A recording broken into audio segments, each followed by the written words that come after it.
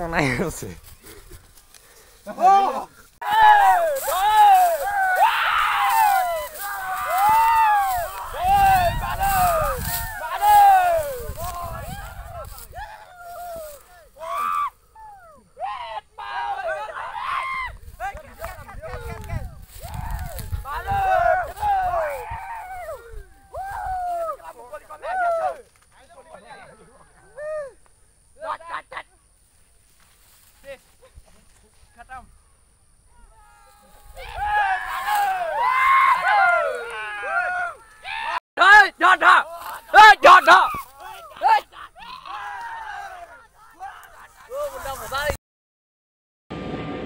আজি প্ৰায় পুৰা 9 মান বজাত এটা গড় আমাৰ তিনিকুৰা আৰু ঢেকীয়াখোৱা সংযোগী যোনখন পথাৰ আছে মুকলি পথাৰ তাত ধাননিৰ মাজত মুক্তভাৱে বিচৰণ কৰি থকা দেখা যায় আৰু তাৰ পাছত সাধাৰণ ৰাইজৰ মাজত আচলতে হোৱা দোৱা লাগে কিয়নো এতিয়া ধান কটাৰ সময়ত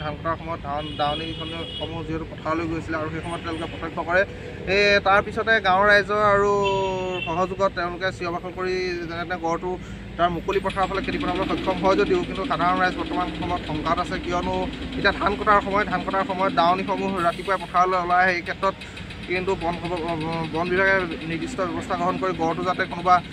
সুৰক্ষিত স্থানলৈ তেওঁলোকে গড়টো নিক্ষেপ কৰিব পাৰে তাৰ বাবে ব্যৱস্থা গ্ৰহণ কৰিবৰ বাবে আমি বন বিভাগক আহ্বান জনাইছোঁ অন্যথা আমাৰ